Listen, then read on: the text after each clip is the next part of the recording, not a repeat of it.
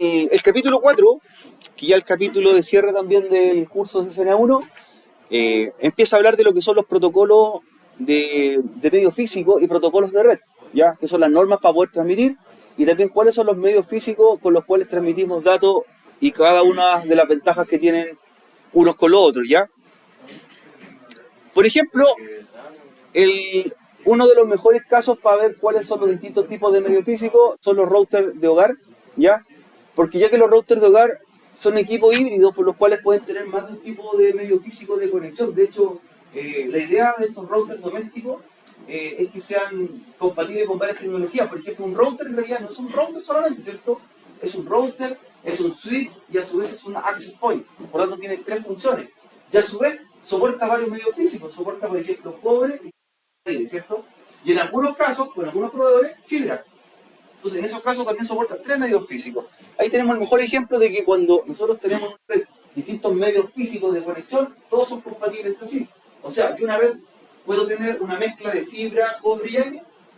Sí, pueden funcionar a la par. Lo que cambia son las velocidades de transmisión, ¿cierto? Ya son diferentes, ya no transmiten a la misma velocidad o soportan mayor capacidad de transporte de datos. Entonces, ahí hay una diferencia. Hay unos que son más fáciles de implementar, otros más difíciles de implementar por los costos, como la fibra, pero por ejemplo el aire es mucho más sencillo porque no necesito nada, ¿cierto? No necesito ni poner cable, sino que un equipo funcionando ya transmite y estaría en 10 minutos lista una red inalámbrica, ¿cierto? Pero una red cableada, ¿cuánto me podría demorar en fabricarla? Una semana completa, por ejemplo, hacer cableado, hacer todo lo que se necesita. Y los costos, ¿ya? Pero ahora, si comparo ventaja y desventaja, siempre las redes cableadas son más eficientes que las redes inalámbricas, ¿cierto? Estamos claros, ¿ya? Ahí está el ejemplo.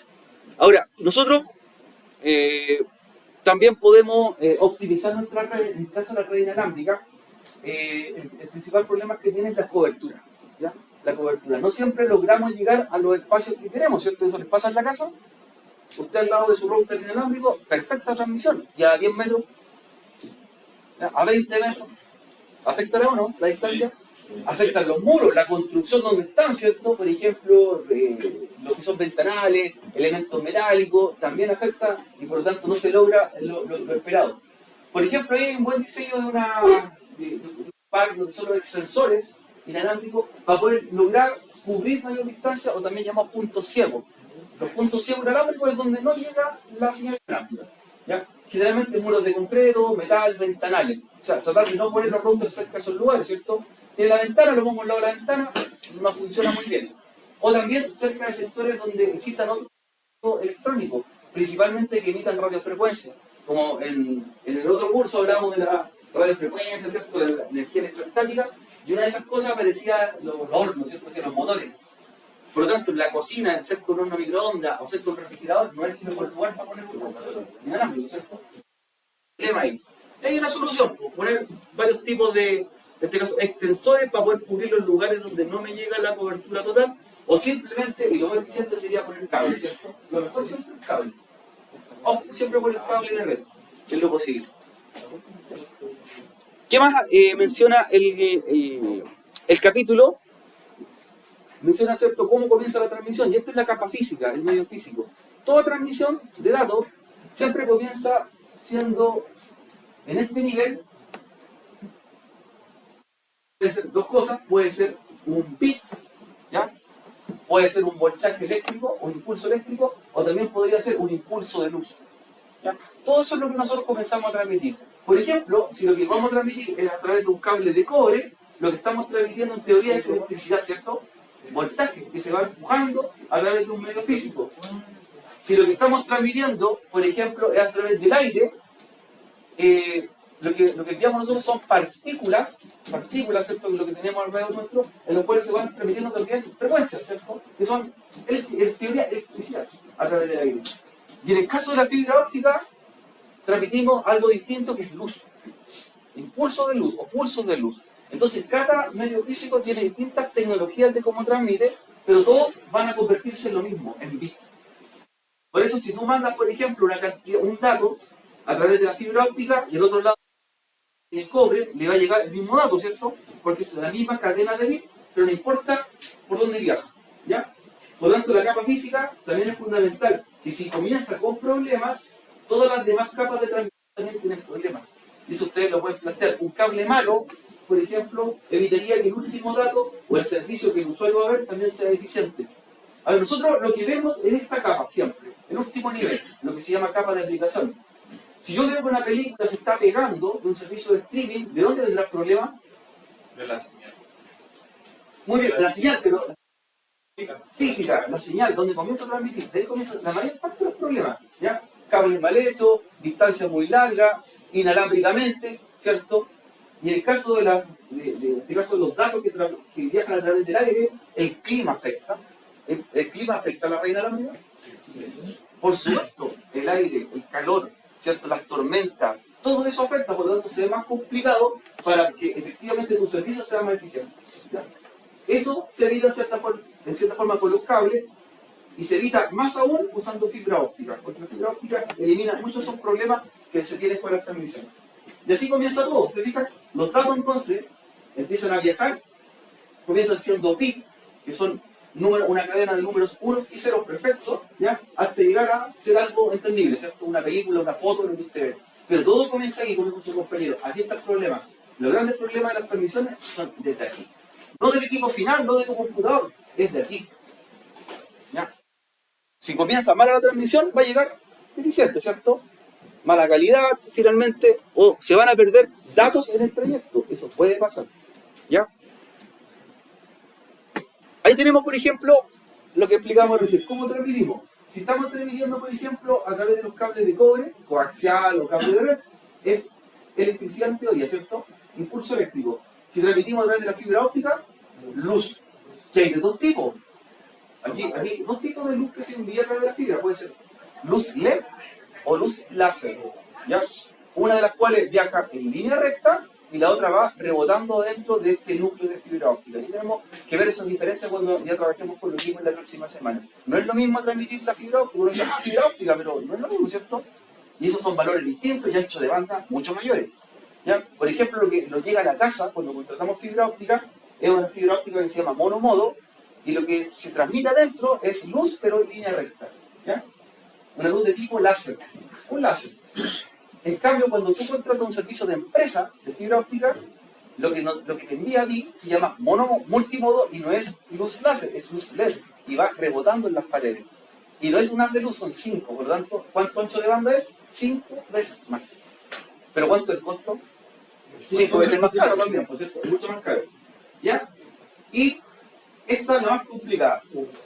Las señales microondas o inalámbricas, porque se distorsionan con el tiempo. Los mismos problemas que explicamos de la distancia, el clima, todo afecta en que nosotros podamos llegar a un punto hoy. Las señales de tipo microondas. Y esto nosotros nos damos cuenta, por ejemplo, han tenido la oportunidad, no sé, de escuchar o sintonizar una radio a FM, en su auto, una radio FM, que está, ¿cierto?, en el cerro, la antena. ¿Cómo es la calidad del sonido? Vale. En FM. Bueno. La frecuencia modulada es una señal buena, ¿ya? Pero ¿qué pasa cuando quieres escuchar una radio AM? Esa que escucha el abuelito, ¿cierto? La radio, ¿cierto? Colo Colo, que viaja por miles de kilómetros. Ahí se escucha como... Eso, con interferencia. Y ahí la diferencia, ¿cuál es?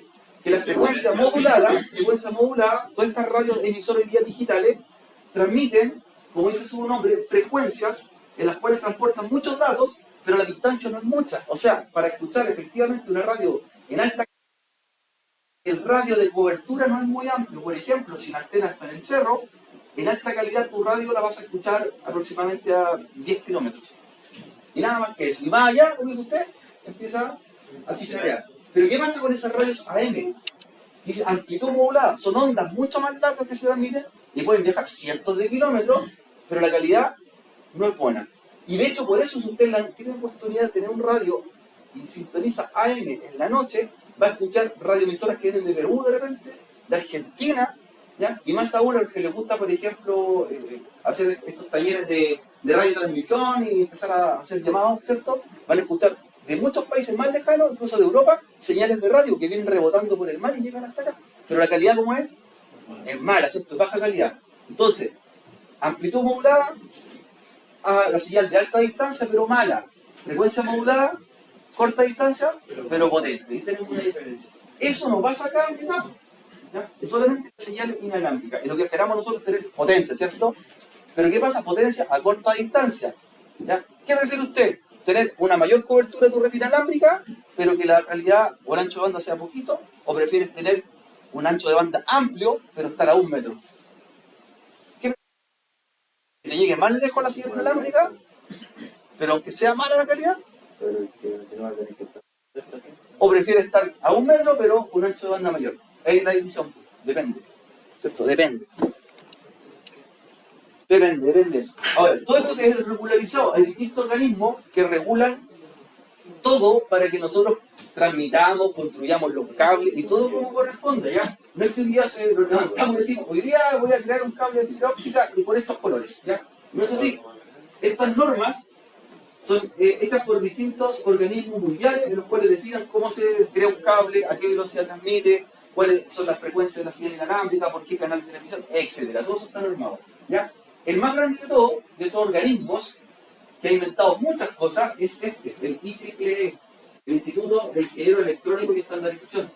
Es un organismo en el cual todas las empresas hoy día del mercado tecnológico financian económicamente para crear tecnología.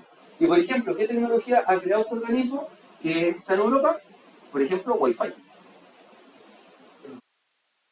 O sea, 2 tecnologías que usamos a diario fueron creadas por este organismo. Entonces, ¿qué hacen?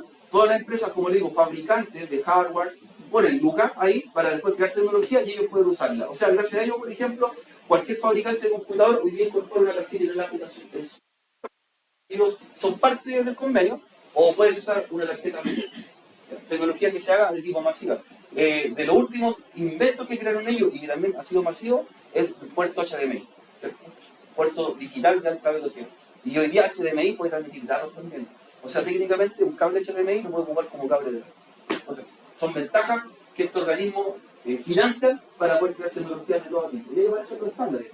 Por ejemplo, 802.3 Ethernet, 802.11 la red inalámbrica y .15 Bluetooth. Y varias cosas más que han creado, ¿ya? Así que tenemos que guiarnos con este organismo, ellos tienen todos los estándares y bajo eso nosotros podemos saber qué tipo de cable usar, tecnología, velocidad. Punto importante, ahí está la diferencia. Ahí la vamos a explicar un poquito. Si tenemos que decidir por un medio físico, ¿ya? No solamente vamos a elegir la velocidad, muchas veces los costos, ¿cierto? Porque no están las lucas para hacer un medio que sea de mayor velocidad, como la fibra. Por ejemplo, el cable de cobre, primero, sus componentes físicos es que usa conectores de tipo coaxial o conectores llamados J45, que son los conectores de cable de red. El material es cobre principalmente, porque es un material barato, fácil de extraer, por lo menos para Chile, y además permite ser reutilizado. De hecho, el cobre se puede volver a reutilizar, el cable de cobre se reusa, se derrite y se vuelve a generar cable de cobre, ¿ya? Y transmite a través de electricidad, campos magnéticos, ¿ya? La fibra óptica usa conectores también especiales, hay ahora los tipos de fibra óptica, monomodo, multimodo, a través de luz LED o láser, transmite pulsos de luz exacto, tiene muchas ventajas, entre ellas las distancias, no hay ningún tipo de pérdida, es decir, por ejemplo, si yo extiendo 1 metro de fibra óptica, 5 kilómetros de fibra óptica, así, en línea recta, y transmito luz de un punto a otro, y si eso lo traduzco, por ejemplo, a velocidad, al otro lado llega la misma velocidad. O sea, transmito, por ejemplo, 1024 megabytes, del otro lado van a llegar 1024 megabytes a 5 kilómetros o a 100 kilómetros de distancia. En el cobre no es así. Por ejemplo, yo puedo comenzar transmitiendo 100 megas por un extremo de cable de cobre. El cable de cobre tiene 130 metros de largo al otro lado y van a llegar 80 metros. O sea, se va perdiendo por el camino, ¿cierto? Por distintos motivos. La fibra no es así. Por eso es una ventaja, ya que no hay ningún tipo de pérdida. Y bueno, el otro, medio inalámbrico, que en este caso son las redes inalámbricas a través del aire, los microondas, y si bien es fácil de implementar, no requiere mucha tecnología, en realidad con cableado ni cosas por el estilo, pero tiene varias deficiencias, ¿cierto? Las que nosotros hemos mencionado. Ventaja y desventaja a la vez. Ahora, los anchos de banda para nosotros es la medida con que podemos decir, por este medio físico transmitimos tanta cantidad de bits por segundo. Esa es la técnica del ancho de banda. Muchas veces escuchamos el término ancho de banda, ¿qué es? Es la velocidad, ¿cierto? Y la cantidad de bits porque pasa por un medio físico. Entonces yo podría decir, este cable dice que tiene 100 megabits dentro de banda, significa que en un segundo pasan 100 megas. Y 100 megas. ¿Ya? Nosotros comenzamos por el valor más pequeño, que son bits por segundo. Por lo tanto, el cobre, el cobre, llega hasta estas medidas. Estos son los límites del cobre. 100 megabits aproximadamente, un poquito más. Y de aquí hacia arriba hablamos de fibra, ¿cierto? Que son velocidades mucho más grandes que el cobre nunca las va a poder lograr porque como material tienen ciertos límites y por esos límites no nos podemos pasar. El único material que existe en la Tierra que podría casi imitar la capacidad de ancho de banda de la fibra óptica, casi, es el oro. El oro, cable de oro. Sería casi insoñable hacerlo. Pero tú podrías transmitir, por ejemplo, puedes transmitir con un cable de oro, se han hecho pruebas de 10 gigabits, por ejemplo, básicamente. Pero ¿cuánto vale el metro? Sería carísimo, ¿cierto? Por lo tanto, el cobre hasta por acá y de ahí hacia arriba la fibra lo puede lograr. En cambio, la red inalámbrica o el aire no logra esto, ¿cierto? Aunque lo diga el fabricante, nunca logra eso por diversos factores. Generalmente son de aquí hacia abajo. ¿Ya? Hay un problema. Ahora, el rendimiento, ¿cierto?, de estos medios físicos también nosotros tenemos que medirlo. Hay un test de velocidad que lo hacen varias aplicaciones y del mercado y permiten saber, por ejemplo, cuál sería la capacidad máxima de ese medio. Esa capacidad siempre, chiquillos, se mide en megabits o gigabits o kilobits por segundo. ¿Cómo yo sé que es un mega, un kilo, un giga? Porque la segunda letra siempre es en minúscula. El ancho de banda se mide en esta métrica. Puede ser megabits, kilobits, gigabits. No confundir con megabyte, kilobyte o gigabyte. Es diferente.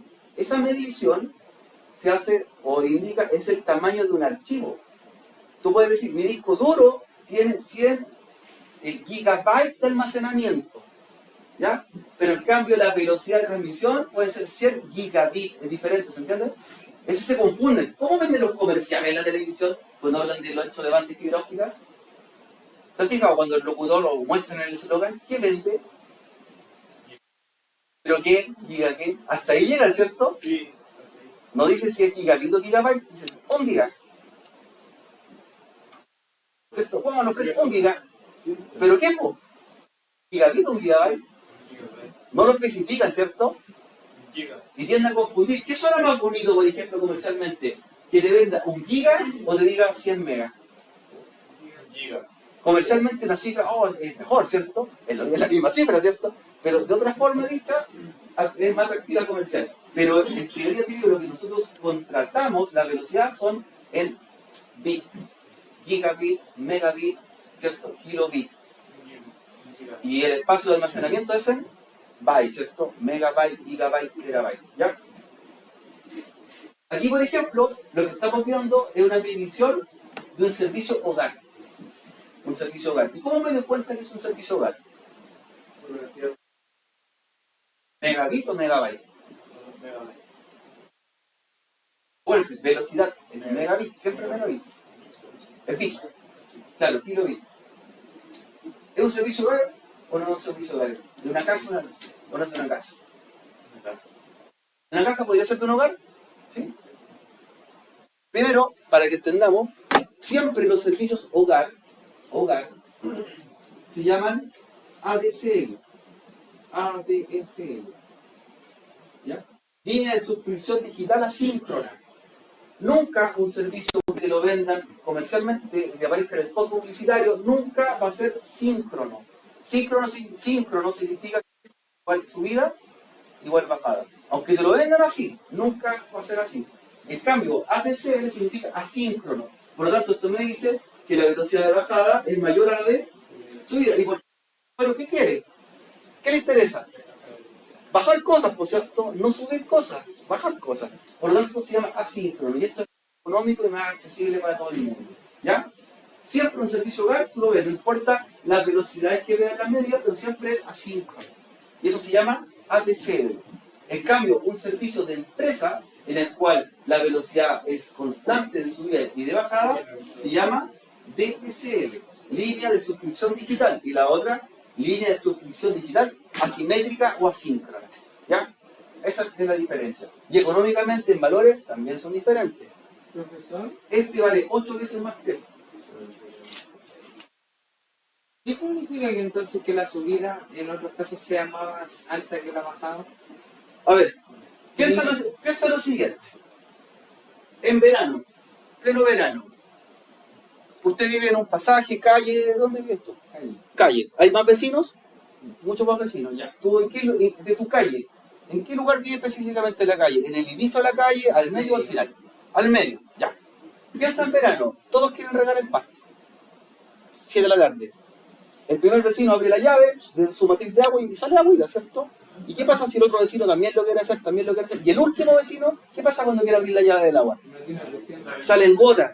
¿Por qué? Porque el primero ocupó toda la matriz de agua. Acá, como es un servicio compartido, es igual. En tu hogar o en el sector donde tú vives, no eres el único usuario de este servicio de una empresa. Eres uno de otros más. Entonces, ¿qué pasa? En algún momento del día hay varios usuarios conectados y todos están haciendo descarga.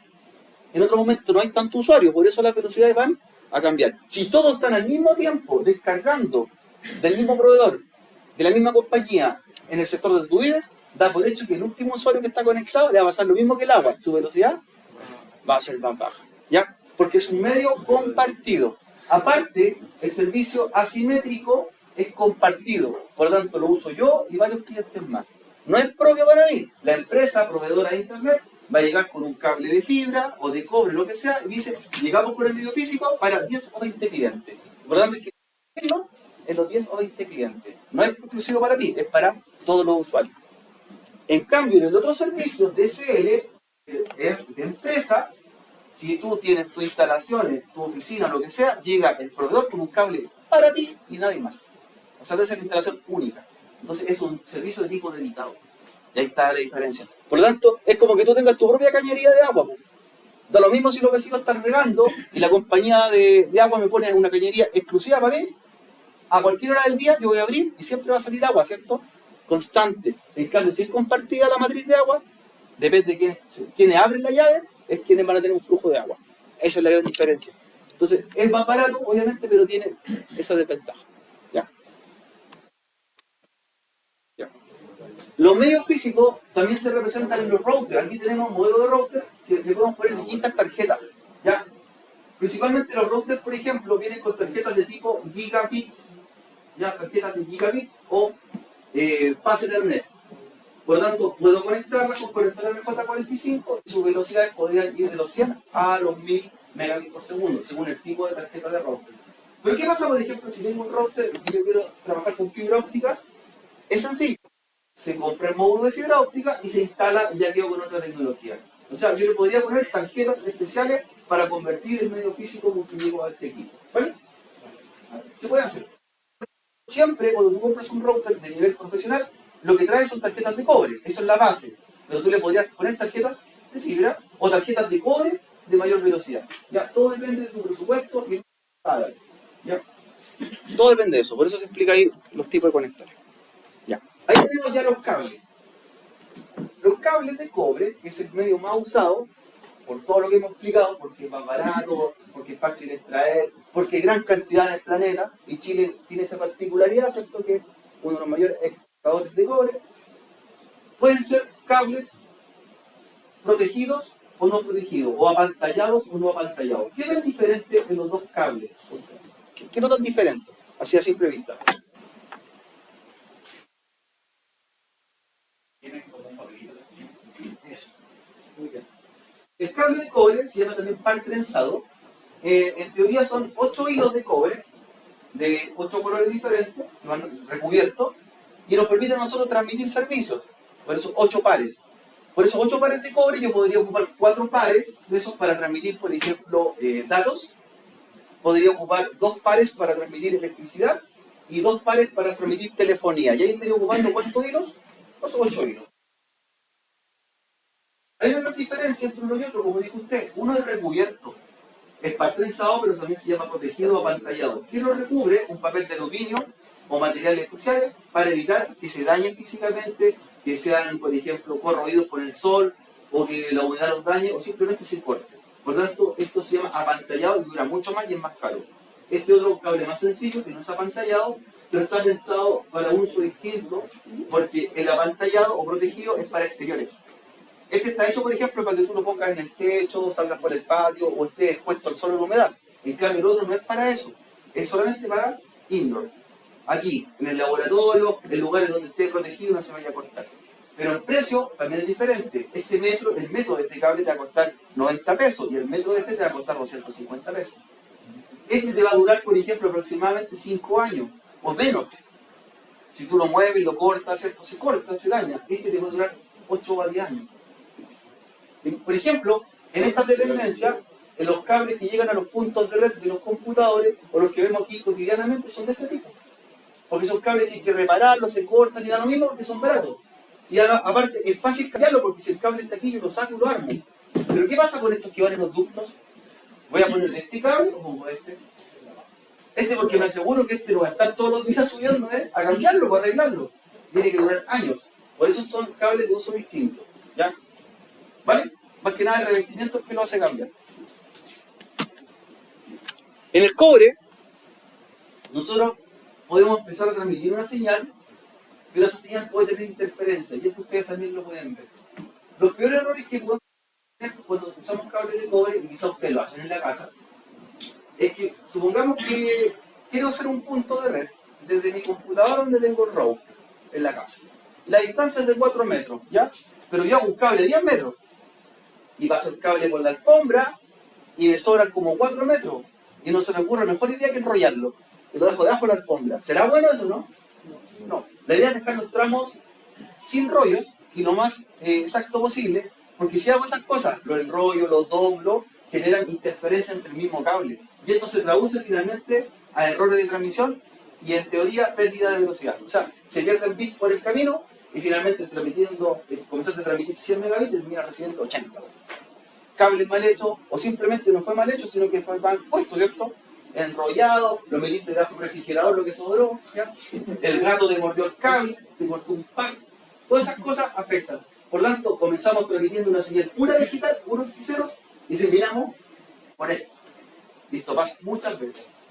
Entonces un pin y envías 4 paquetes y llegan 3. Esto puede estar pasando. Los cables, como dijo su compañero, los cables, ¿cierto? El medio físico, siempre es problemático.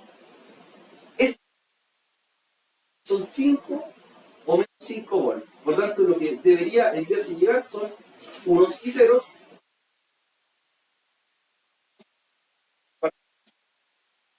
5 volts, para hacer un 1 envío más 5 volts. Por lo tanto, es voltaje. No puede llegar 4 ni 3 volts porque por lo tanto se pierden esos bits y no son legibles. Tienen que ser exacto. ¿Ya? Exacto. Más medios de cobre. No solamente el par trenzado, sino que también aparecen otros medios como el coaxial, que para nosotros es bastante popular porque se utilizó mucho en servicios de cable, ¿cierto? Quizás lo vieron en algún momento. En antenas también se ocupa bastante y es mucho mejor en cuanto a capacidad. Este sí puede lograr un giga. Este cable puede lograr un giga. Y de hecho se ocupa mucho en servicios o instalaciones por poste. Por ejemplo, si en su casa están recién haciendo una implementación de fibra óptica, el medio que había antes debe haber sido este, coaxial. Pero tiene una desventaja, el precio y la distancia. Por ejemplo, el máximo largo que yo puedo tener en cable coaxial son 75 metros. Por lo tanto es cortito, ¿cierto? 75 metros es poca distancia para poder llegar a los domicilios de las personas. Entonces, de poste, ¿cierto? A tu casa podría ser coaxial. Ahí está el par trenzado con blindaje y el sin blindar. Ahí están ya en vivo los que mostramos un rato atrás. Y fíjense que el coaxial es mucho más protegido. Es un núcleo, un revestimiento y otro revestimiento más. Por lo tanto, te va a durar años. No se va a cortar, no se va a doblar y aparte no tiene ningún tipo de interferencia. Pero es caro, ¿cierto? Y tiene esa limitancia que es la distancia. Las primeras redes, cuando se crearon las redes de datos en los años 80, funcionaban con esto. Este era el medio físico, cable coaxial. Y después esto fue evolucionando y pasó a ser el par trenzado. Porque se dieron cuenta que era más barato construirlo. Simplemente por eso. ¿Ya? Lo que explicamos.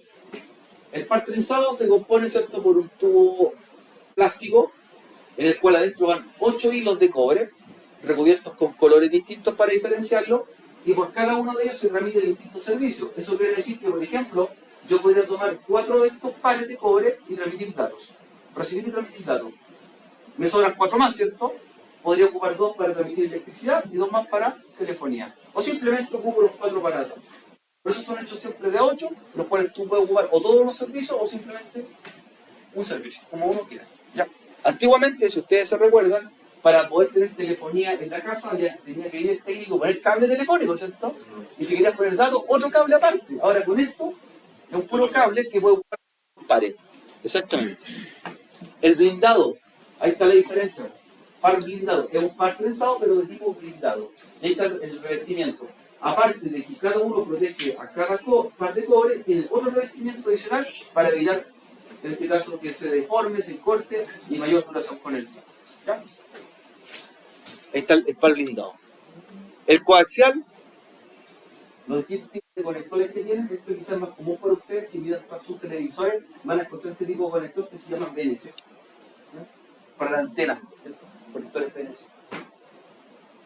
Con polímero, ¿cierto? Con plástico, otro revestimiento, no tienen función, conducen mayor cantidad de electricidad, pero es caro todavía. ¿Qué tenemos que preocuparnos cuando trabajen con el cobre? Bueno, no solamente la carga eléctrica que podemos sufrir al hacer los cables de red o manipularlos, sino hay que ocupar herramientas de medición. De ahí vamos a ver que existen los cables tester, que son unas máquinas para poder saber si el cable efectivamente que estamos creando correcto, si transmite el voltaje adecuado o si transmite la cantidad de bits que dice la norma, ¿cierto? Siempre nos guiamos por la norma. Y de hecho, cuando usted la norma, y en esa norma dice la velocidad máxima, el material con que está hecho, la que soporta, ¿ya? Todo eso, esa información viene en el propio cable. Entonces, un cable de mala calidad dice que no tiene o no cumple todas las condiciones. Un cable de mejor calidad tiene mayor duración con el tiempo y cumple otras normas diferentes. Por ejemplo, con materiales antiinflamables por incendio, soporta temperaturas exteriores de menos 10 grados, todas esas cosas son extras que nos permiten saber que un cable es mejor que otro. ¿Ya? Pero hay que medirlo, hay que saber si efectivamente son así. Esas medidas o diferencias se llaman categorías. Por ejemplo, los par trenzados podemos ir de la categoría más barata que esta. Vamos subiendo categoría 5, categoría 6, y hoy día en la actualidad también está la categoría 7. Y esas categorías lo que van haciendo es que mejora la resistencia de los cables, mayor duración, otros materiales distintos, y entre más alta la categoría, puedo lograr. ¿Ya? Por eso nosotros lo vamos diferenciando. ¿Qué tienen en común todos? El conector. El RJ45, ¿cierto? Es un conector que da lo mismo si el cable es par trenzado, no es trenzado, es metálico, ¿no? El conector siempre es el mismo. ¿Ya?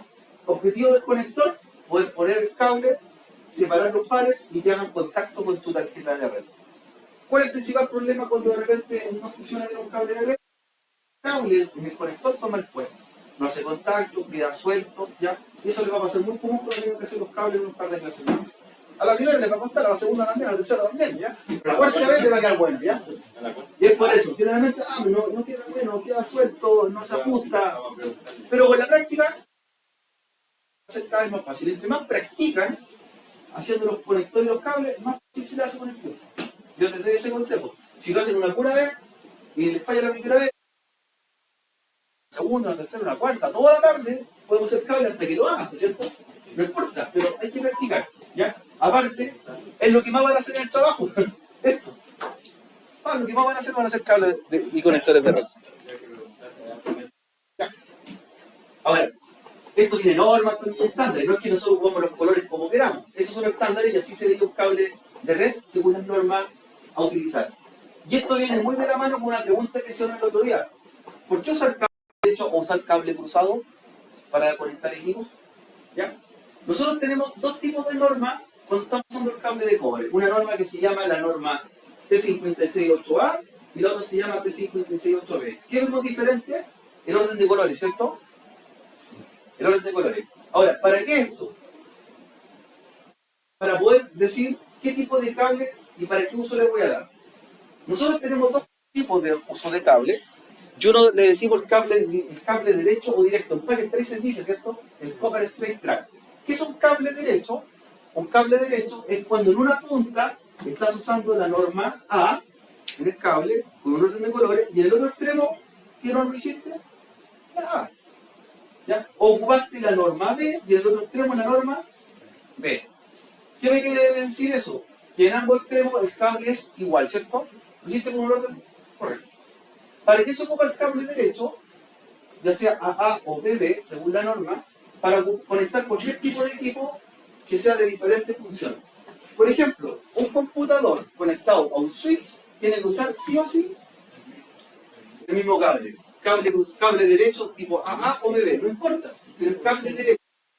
¿Por qué? Porque si tú miras las dos puntas son iguales en el mismo orden de colores. ¿Ya?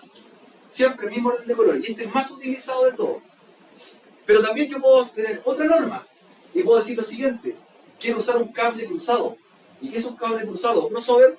En una punta está la norma A y en el otro extremo la B. Es decir, son diferentes el orden de colores en uno y otro extremo. ¿Y cuando ocupo un cruzado?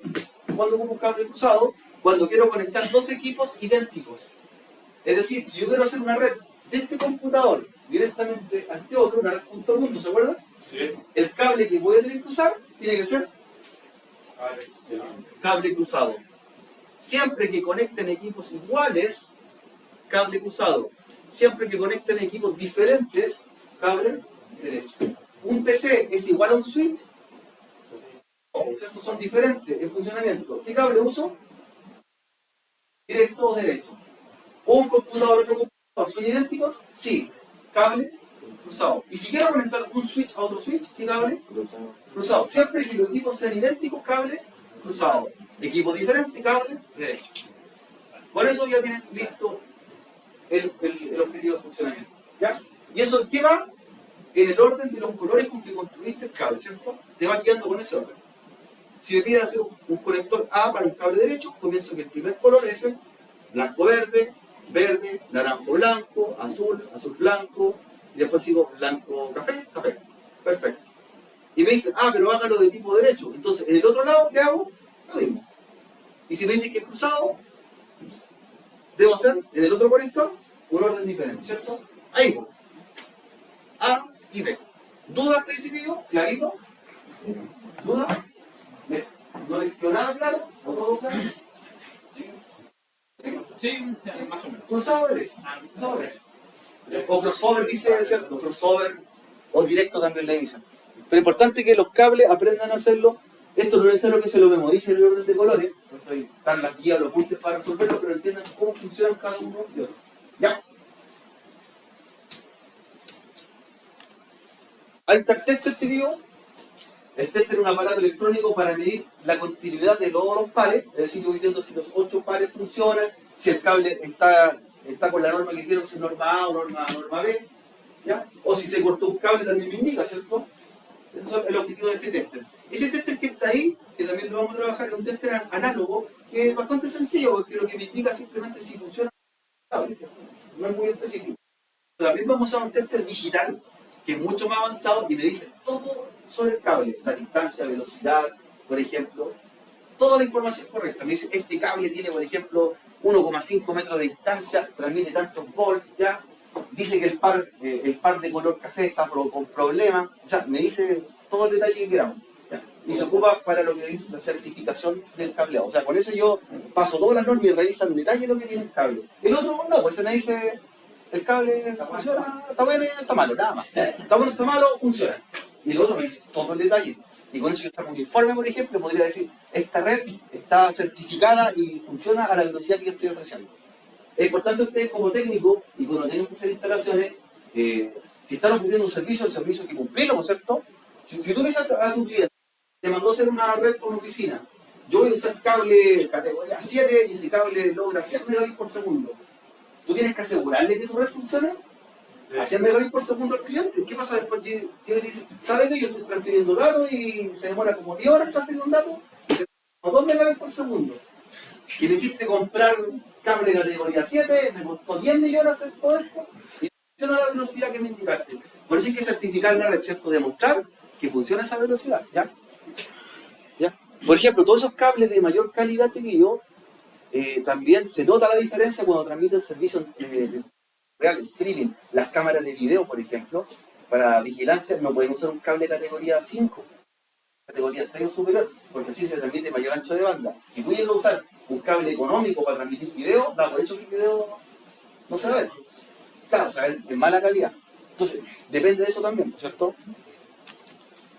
Ahora, pasamos al otro medio, antes que hagamos el laboratorio. Este medio, para nosotros, es que la rompe en el mercado y es la fibra óptica, hasta el momento, ¿ya? Por todas las condiciones que hemos mencionado, la fibra óptica es luz que viaja, de tipo LED o láser, las distancias pueden ser kilométricas, ¿ya? No hay ninguna pérdida, ¿ya? No hay nada que interfiera, no da problema, por ejemplo, si yo tengo un cable de fibra óptica y al lado hay un refrigerador, no le pasa nada. Salvo que lo corte, pero no le pasa nada con interferencia. Un cable de cobre, tú lo pones al lado del refrigerador, hay interferencia eléctrica, menos aún una red Wi-Fi, ¿cierto? No le pasa nada, ¿ya? Y de hecho, el objetivo es que en algún momento cobramos una mayor cantidad de cables de fibra óptica en el planeta, ¿ya? En Chile, dice que tiene más distancia de cables de cobre en Latinoamérica, perdón, de fibra en Latinoamérica. Hay un tramo de fibra óptica que va desde Arica, el primer tramo, en Chile, hasta Viña del Mar, Valparaíso, Viña del Mar. Ese tramo es administrado por la empresa Entel, ¿ya? Por todo el norte hasta llegar a la quinta región, ¿ya? De la quinta región, desde Valparaíso hasta la octava región, hasta décima, hasta Valdivia, perdón, aproximadamente, hay un segundo tramo, que también está unido al primero, y ese lo administra Movistar. Por lo tanto, ahí se juntan las fibras ópticas de dos proveedores, y luego del sur para el sur, desde Valdivia hacia el sur, hasta la isla de Chiloé, hay un tercer tramo, y ese tramo lo administra Telefónica al sur, hasta la isla de Chiloé. Por lo tanto, ahí están los tres tramos gigantes de fibra óptica que se unen. Y se está creando un cuarto tramo, que debería estar ya listo para el año 2025. En 2025 va a estar listo este proyecto que se llama Fibra Óptica Austral, FOA. Busquen información sobre ello. Ese tramo lo está creando la empresa Claro y va desde Chiloé, de la isla de Chiloé, hasta la Antártica. Y ese tramo, aunque parezca pequeño, son casi más de la mitad de Chile, son casi 4.000 kilómetros.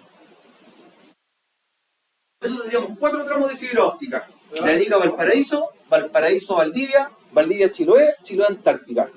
Entel, Movistar, Telefónica al Sur y Claro. ¿Pero va a ser mejor o peor? Es que lo que se quiere lograr es poder llegar a la Antártica con fibra óptica porque no existía para el sur de Chile. La fibra óptica llega hasta Chiloé y de ahí para allá red inalámbrica nomás, pues satelitales. Entonces, ¿qué pasa? Hoy día en la Antártica están haciendo muchos proyectos de investigación, empresas y universidades están trabajando en la Antártica y quieren velocidades de para alto cómputo. Entonces, por eso la fibra óptica no ha pensado tanto en que va a ir para las localidades de las personas que viven en Punta Arenas. Si bien les va a servir ese tramo de fibra óptica, pero también está pensado más para las empresas y universidades que están trabajando en el sur, que están haciendo investigación para el cambio climático y todas esas cosas, ¿ya? Y ellos fueron los que por Chile, es por externos, ¿ya? Y este es el proyecto FOA, Fibra Óptica Austral. De ahí sería desde Arica hasta la Antártica la fibra óptica. Y sería el tramo más grande del planeta de fibra óptica vía terrestre y marítima, ¿ya? Este proyecto tiene mucha relevancia porque nosotros nos posiciona como país como el punto de conexión de América, de fibra óptica y de datos al mundo. ¿Cómo es eso? En Chile, te digo, nosotros, así vamos a representar Chile. Chile tiene 3 puntos de conexión hacia el Pacífico. 3 puntos de conexión. Esos puntos de conexión, uno de ellos es en Iquique, el otro es en la playa Las Torpederas de Valparaíso y el tercero va ahí en el estrecho de Bering. ¿Qué significa? Que ahí llega fibra óptica por el mar de otros continentes y llegan a esos puntos y de ahí nosotros podemos salir al mundo o nos llegan los datos a través de esa fibra óptica. Y Chile es el único país que tiene 3 puntos de conexión en el planeta. ¿Es una ventaja? Sí.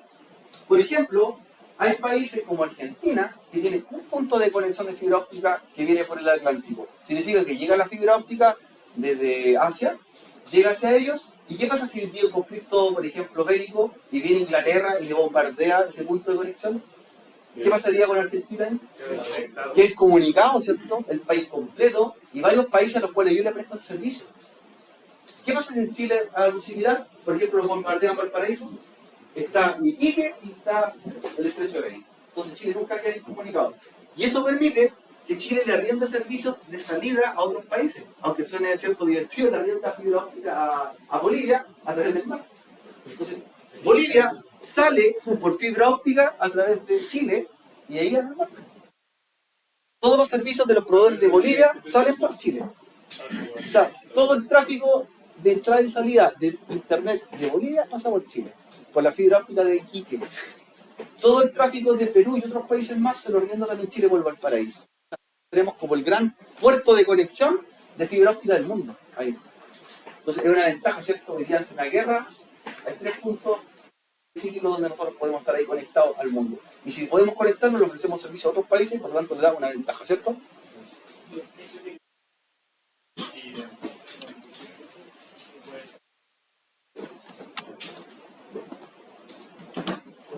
La medida de la fibra óptica, ¿cierto? Es una medida que se llama el nanomilímetro. Un pelo de fibra óptica, un pelito de fibra óptica, es 9 veces más delgado que el cabello humano. 9 veces más delgado. Por lo tanto, por eso nosotros tenemos que hacer una protección especial del material. ¿Ya? O sea, si fuese la fibra óptica así a simple vista, de hecho no se ve a simple vista, tienes que verla con microscopio, y si a la primera lo tomarías y se cortaría. El manipular la fibra óptica es difícil, en ese sentido. Y por eso tiene tan... ¿Ya? Va el núcleo, lleva una cubierta, otro material de refuerzo y otro más, para evitar que lo corten y no le hagan daño. Y como yo les decía, el que está en el mar, el que lleva al paraíso, tiene 2 metros de diámetro el cable, ¿ya? Cubierto por acero, gigante, así, y Kevlar, ¿ya? ¿Por qué? Porque no solamente se daña con los tsunamis, con el movimiento marítimo, también los tiburones son el peor enemigo de los cables submarinos. Siempre están tratando de morder los cables, ¿sí? Están de destrozarlos.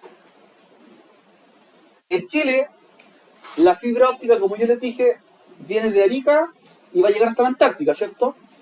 ¿Ya? Y viene por 2 partes, lo que se llama es un anillo, no es que un puro cable. Nosotros creemos, viene un puro cable por Chile, son 2 cables. Se llama anillo porque da la vuelta completa, es decir, Arica, hasta llegar a Valdivia, Chiloé, y después vuelve nuevamente anillo por Chile. Ahora, ¿cómo podemos ubicar dónde está la fibra óptica? En Chile, ustedes si se paran en la carta, ¿ya?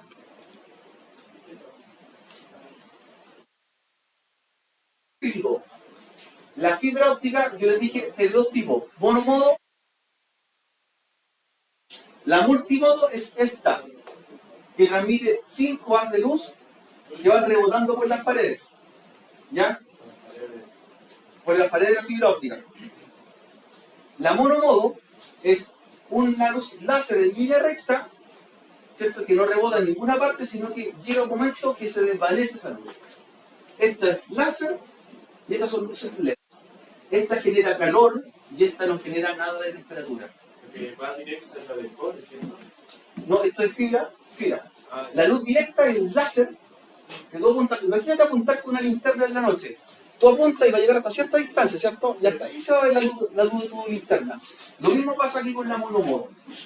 Va en línea recta, viajando por ese túnel hasta cierta distancia. En cambio, la otra va rebotando en las paredes y bajo efecto rebote va a llegar hasta cierta distancia. Pero si tú te preguntas cuál tiene un mayor ancho de banda de las dos, es esta, la multimodo. Porque no es una luz, son 5 luces que van rebotando, ¿ya? Esta se ocupa a nivel empresarial, esta se ocupa a nivel hogar. ¿Ya? Si tú contratas servicio para tu casa, lo más probable es que sea la monomodo. ¿Cómo yo la diferencio? Porque así yo digo, tú veo que es fibra óptica, me estás explicando, pero a simple vista no sabría decirlo. Si tú miras el cable, el revestimiento va a ser naranja. Si tú ves que el técnico te instala un cable amarillo, sabes que está usando monomodo. Si te instala un cable naranjo, es multimodo, que sabe más difícil, pero va a ser multimodo. Naranjo, multimodo. Amarillo, monomodo. ¿Ya? Tienen muchas cosas parecidas, pero la forma de transmitir la luz es diferente. ¿Ya? ¿Dudas hasta ahí? ¿Dudas, tío? ¿Consulta por la fibra?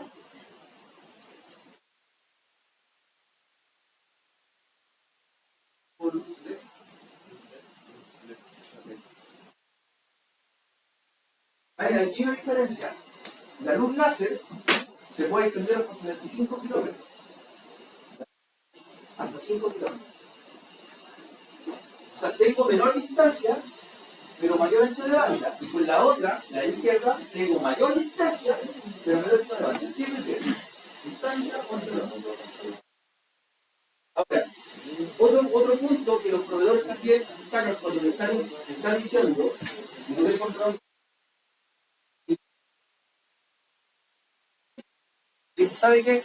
Yo quiero instalar fibra óptica en mi casa. Quiero instalar un servicio de fibra óptica. ¿Dónde vive usted? Ah, sabe que no hay fibra óptica, no hay fibra técnica. Pero ¿cómo si mi vecino tiene? Y en la misma compañía, ¿por qué yo no tengo?